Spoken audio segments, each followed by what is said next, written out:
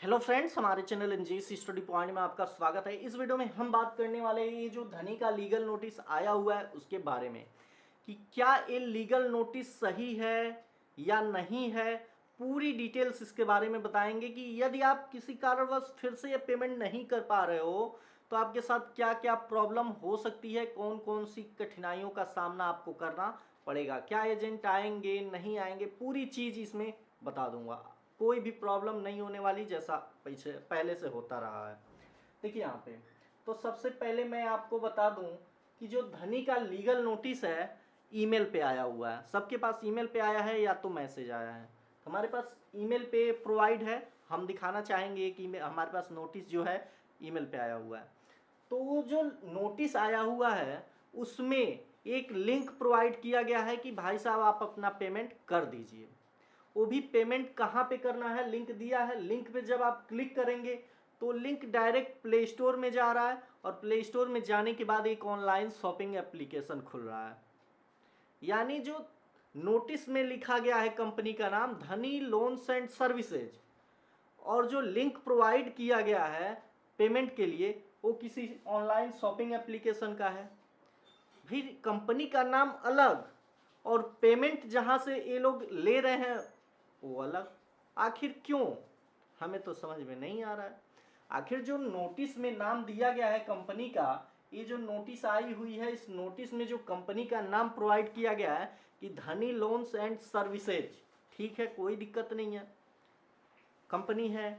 लेकिन जो इस नोटिस में ईमेल पे लिंक प्रोवाइड किया गया है कि लिंक की सहायता से एप्लीकेशन डाउनलोड कीजिए और वहां पे पेमेंट कीजिए, तो क्या हो रहा है कि दूसरा ही कोई एप्लीकेशन खुल जा रहा है। तो भाई अब क्या ही आपको बताएं, आप खुद समझ सकते हो। नोटिस किसी और कंपनी का, पेमेंट किसी और कंपनी में। तो भाई साहब ऑनलाइन का जमाना है, किन्हीं चार में से एक को टिक नहीं करना है। यहाँ पे वो काम नहीं करना है। कोई भी काम कीजिए सोच समझ के, क्योंकि नोटिस में अलग कंपनी दिखाया गया है और जो पेमेंट के लिए लिंक दिया गया है वो किसी ऑनलाइन शॉपिंग एप्लीकेशन का है। क्यों, आखिर क्यों, तो आप समझ गए होंगे। मैं उम्मीद करता हूं कि आपको क्या करना चाहिए क्या नहीं। तो देखिए यहाँ पे इस नोटिस में बाकी बहुत चीजें हैं, लेकिन इसको देने वाले कौन है, विपिन सरोहा जी हैं। कौन है, विपिन सरोहा जी हैं, एडवोकेट हैं, बड़े अच्छा काम कर रहे हैं। जो लिंक किसी और का दे रहे हैं और नोटिस किसी और का दे रहे हैं। अच्छी बात है, ऐसा करना चाहिए, मैं इनका आभारी रहूंगा। देखिए यहाँ पे जो नोटिस है वो कितने के लिए आया है, 39,821 रुपए के लिए आया हुआ है। तो आपको क्या करना है, सबसे पहले आप देखिए क्या कीजिएगा कि अपना पेटीएम हो या जहां से भी आप सिविल चेक कर सकते हो वहां से अपना सिविल चेक कीजिए और देखिए वहां पे लास्ट अपडेट क्या है।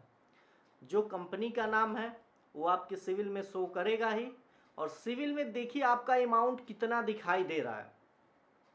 अगर मान लीजिए 2-4 हज़ार का डिफरेंस है तो ठीक है, लेकिन 10 हज़ार से ऊपर का डिफरेंस है तो समझ लीजिए फेक है। नोटिस क्या है, फेक है। इस नोटिस का कोई मतलब ही नहीं है, क्योंकि भाई साहब यहाँ पे अमाउंट कुछ और, सिविल में अमाउंट कुछ और। मान लीजिए सिविल में अपडेट 2 महीने लग जाते हैं अपडेट होने में, एक हम 3 महीने मान ले रहे हैं, तो कंपनी से लगभग 2 साल पहले ही, 1 साल पहले ही आपने लोन लिया होगा, मैं ज़्यादा कह दे रहा हूँ।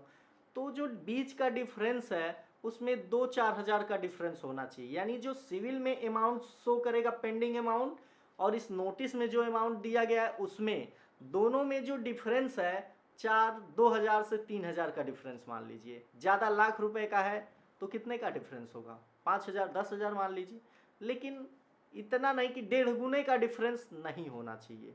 जैसे आपने लिया, आपका सिविल में 20 हज़ार शो कर रहा है, भाई साहब 40 हज़ार का दे दिए हैं, तो भैया ये नोटिस क्या है, फेक है, बकवास है, कोई मतलब इसका नहीं है।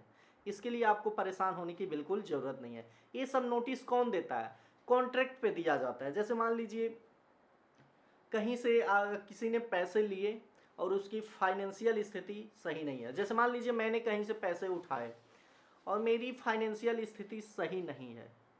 क्यों सही नहीं है, सामने वाले ने कहा कि भाई साहब आपको महीने महीने देना है और कुछ दिन बाद 2 दिन बाद ही कह रहा है नहीं हमें आज ही चाहिए पूरा पैसा। जैसे कि कंपनी ने किया था, पहले की बात है, सबको पता है। सब पहले कहा था कि आपको महीने महीने पे देना है, लेकिन एक बैच चालू हो गया कि नहीं आज ही पूरा पेमेंट चाहिए तो चाहिए।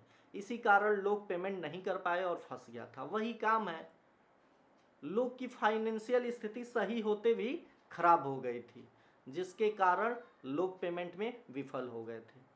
अनेक धमकियां आने लगी, जिससे लोग क्या हुए, धीरे धीरे डरते डरते डरते डर उनके अंदर का खत्म हो गया, पूरा डर खत्म हो गया। जैसे कहा जाता है ना, बच्चों को आप जितना अच्छे से पालोगे उतना ही अच्छा संस्कार रहेगा। जितना बच्चों को डांटोगे उसके अंदर वैसी ही भावना उत्पन्न होगी कि आज डांट रहे हैं सामने वाला, फिर से वही काम करेंगे, उसके उस सहने की शक्ति आ जाएगी। वैसे ही इनके जो एजेंट थे, जो भी थे, बहुत ज़्यादा धमकी दे रहे थे, डरा रहे थे लोगों को, तो लोगों को धीरे धीरे आदत सी पड़ गई और लोगों ने कहा चलो भैया आप धमका ही लो। तो ऐसा नहीं करना चाहिए। पैसे के लिए हम किसी को धमका नहीं सकते, डरा नहीं सकते। और देखिए जो लीगल नोटिस है, इसमें पहले कौन कौन सा धमकी मिलता था, 419 और 420 का। अब एक नई धमकी मिली है, कितने का, 406 का, कहीं पे यहाँ पे होगा 406, 400 क्रिमिनल इंडियन पीनल कोड 406 के अंदर ये केस करेंगे। 417 और 20 तो पहले से था, 417 इसमें इन्होंने जोड़ दिया है। तो चीटिंग उटिंग इसमें कुछ नहीं है, किसी भी व्यक्ति ने चीटिंग नहीं किया हुआ है, कोई दिक्कत वाली बात नहीं है। जो चीटिंग किया हो वो डरे, आपने चीटिंग तो नहीं किया ना, कोई दिक्कत वाली बात नहीं है। आप सबसे पहले क्या कीजिए, वेरीफाई कीजिए। कैसे वेरीफाई करेंगे, इसमें अमाउंट देख लीजिए, उसके बाद से सिविल में अमाउंट देख लीजिए। लगभग 5% का अगर डिफरेंस है तो ठीक है, उससे ज़्यादा अगर डिफरेंस होता है तो समझ लीजिए फेक है, बकवास है, इससे कुछ होने वाला नहीं है। ये बस थर्ड पार्टी वालों ने दिया है कि भाई साहब ये डूबा हुआ किसी तरह निकलवा लेंगे तो भैया मेरा भी काम हो जाएगा, 50% मेरा 50% आपका। जैसे मान लीजिए इसका एज इसका भी है, इनका सिविल में दिखा रहा है 25,000, जबकि इसमें दिखा रहा है 40,000। जो 15,000 का डिफरेंस है उसमें क्या करेंगे, एडवोकेट साहब लोग का कुछ हो जाएगा 60-70%, अब प्लस कंपनी का तो समझ ही लीजिए 20% मिल जाए तो अच्छी बात है। तो यही होता है, इससे डरने घबराने की कोई ज़रूरत नहीं है। आपके ऊपर कोई भी 420, 417 या तो 406, कोई भी किसी भी धारा में आपके ऊपर केस नहीं होगा, इतना तो लिख के ले लीजिए, कोई दिक्कत वाली बात नहीं है।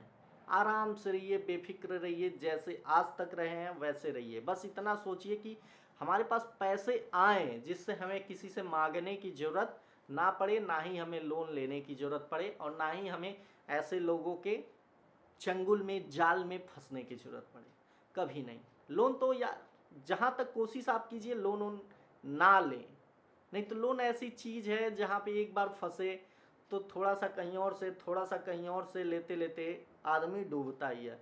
1% लोग उभरते हैं, बाकी सबका तो काम वही है। इसलिए आपको ऐसे नोटिस से डरने घबराने की ज़रूरत नहीं है, आराम से रहिए, कोई दिक्कत वाली बात नहीं है। आगे किसी भी एप्लीकेशन से धमकी मिल रहा है, जो कि किसी को धमकाया नहीं जा सकता पैसे के लिए, गाइडलाइंस के अनुसार हमारी गवर्नमेंट की, तो अगर धमका रहा है तो आप हमसे एक बार कांटेक्ट जरूर कीजिए, लेकिन इन लोगों की धमकियों से कोई भी गलत काम मत कीजिए, आपसे रिक्वेस्ट है। ठीक है, धन्यवाद।